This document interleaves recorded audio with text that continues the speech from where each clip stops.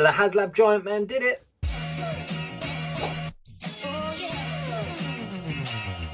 Hello and welcome back to Jacob's Toys. Please do like, share, subscribe and all of those things. All support to the channel is very much appreciated. And in this video, of course, we are talking about the Haslab Giant Man project that actually met the required backers and went into production yesterday. Now, me, from the beginning, I've been quite upfront and said that Giant Man was not for me. My Avengers display is quite contained now, and to have a huge Giant Man figure just didn't tick the box for me. So I didn't back it, and I'm not going to pretend that I did.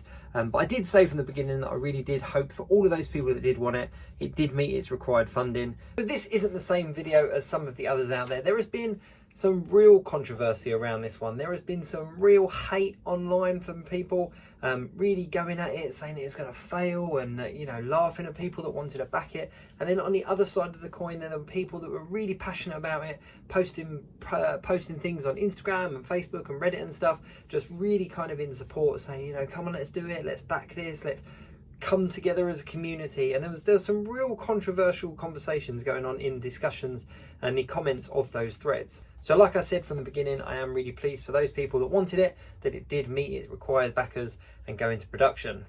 There's no denying the marketing campaign leading up to the final hours of the Haslab project was quite fun to watch. There was lots of various different videos coming out from like New York Comic Con of the how to swap faceplates around. There was interviews with the Marvel team across a number of different channels, kind of talking about the different benefits and stuff like that.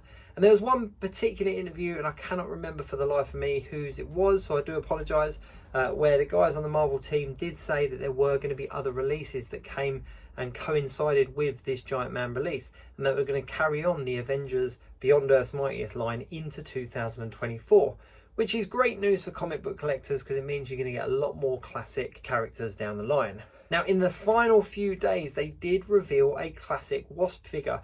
Now, this wasn't part of the offering. This is a standalone figure that's going to be available in 2024, but there was no denying that it coincided very nicely with the Giant Man Haslab, and the two of them paired very well together. However, there is talk, and there was mention of a 6-inch version of Giant Man further down the line. And for me, I'm all in for that. I would love a 6-inch version of the Giant Man character, just because that would fit in much nicer with my collection. But releasing this 6-inch Wasp images and photos of her with the Giant Man definitely did have an effect. However, it didn't have a huge effect on numbers. Initially, they only crept up by a couple of hundred. And going into that last 24 hours of the campaign, it was still very much hit and miss. They were up to about, I think it was about 8,000 with about 12 hours to go, which seemed like it took ages to get there. And in the final few hours, they went through and they exceeded the required 10,000 backers. They actually ended on 13,889 backers, which is a staggering amount considering it sat at about 5,500 for quite a few weeks. Meeting this number meant that they did unlock the first of the unlock tiers, which was the zombie faceplate. They were still 111 backers away from unlocking that additional scroll head. There are a lot of debates going online now about whether Hasbro should kind of honour that and kind of support the fans, and for the sake of 111 backers, put that extra scroll head into production. And who knows, they might do, but at the end of the day, this is a crowdfunding campaign. You know, you get an unlocked tier for reaching a certain amount of backers. They wouldn't have gone into production with the whole project if it only reached kind of 9,889 backers and was still like 111 off.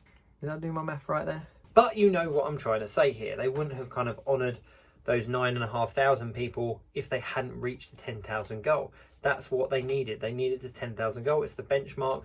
And for that second tier, they've stated that they needed the 14,000. So whether it was 11 people, whether it was 1,011 people, they still didn't reach that mark. And by honouring that could be stepping into dangerous territory when it comes to future Haslabs. One thing for sure I am very excited about though is that this does open up a lot of opportunity and a lot of possibilities for Haslabs moving forward. One thing Marvel Legends have learned is that the price point, the much lower price point of 200, was a much more affordable and a much more achievable goal for a lot of backers. Having a realistic backers amount was, again, you know, 10,000 seems quite realistic, and they achieved it within the time. So again, that's that. And also an articulated figure is something that the fans want. The previous Haslab was of course a vehicle with additional figures as tiers, and it didn't meet the required backers, whereas a large articulated figure did. Now, one thing that's definitely strange is that it wasn't just a standalone Haslab project. They had the whole Avengers Beyond Earth's Mightiest series released this year. There was a lot of push around Avengers, so it was kind of all building up to Giant Man, and a lot of people knew and speculated that it was going to be Giant Man, so it didn't come as any kind of surprise. So there was a lot of work and a lot of marketing that went into it. So to just kind of creep up to the numbers and in those final few hours absolutely smash it and exceed it and unlock the first tier was still, you know, is there a lesson to be learned there, or is there something to take from that? The thing that I'm most excited about though is it does pave the way forward. There are definite tick points, articulation, price point, you know, which series it's going to be involved in, which kind of characters they use. Now, they've done Galactus, they've done a Sentinel, and now they've done Giant Man. Now that seems like the kind of big three characters that you kind of first come to mind when you think of oversized characters. But what does that mean for the Haslab moving forward? They know vehicles don't work, so that's obviously not going to be something that they go to. So what other potential characters could they move on to from Giant Man? They've released a Haslab project every year since the Sentinels, so the chances are we're going to get another one around about this time, around about September, October in 2024. But what could that be? There aren't any characters for Spider-Man that spring to mind that kind of stand out as an extra large over-the-top figure. They've just done Giant Man, which is obviously part of Avengers. Galactus was Fantastic Four, and Sentinel was the X-Men. But going back to X-Men, I think Apocalypse might be a good bet. Now, hear me out here, and I know I'm not the only one that's had this idea, but what about if they did a classic Apocalypse with the Horsemen as potentially tiers or even part of the initial offering?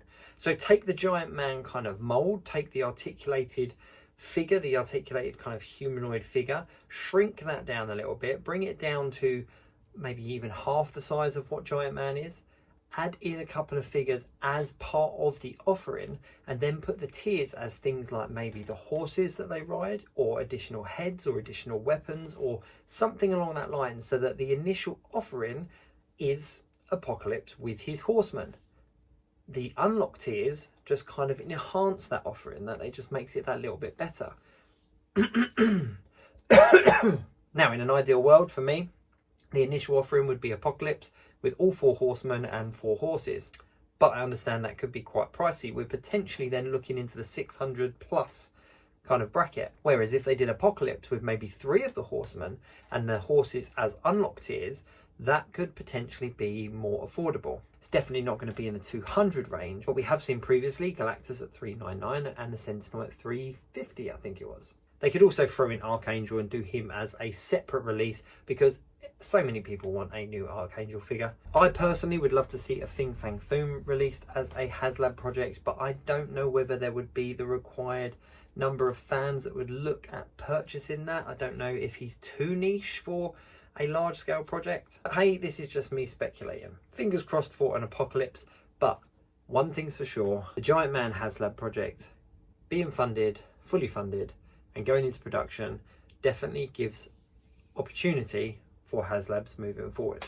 Like I've said the whole way along, I'm really pleased for all of those collectors that did back it and was hoping to get it. I really do hope you guys enjoy it. I can't wait to see some of the photos that are done with it, some of the displays that come out of it, and I'm just kind of kicking myself a little bit that my display doesn't fit into that, and I couldn't fit him into it, but I've got the Sentinel still, and I just couldn't warrant putting the Giant Man in there as well. So I'll wait for the 6-inch version, but really pleased for everybody that did get it. And of course, a huge well done to the Marvel Legends team over at Hasbro. Let me know your thoughts on everything down in the comments below. Please do like, share, subscribe, and all of those things. I'll see you soon.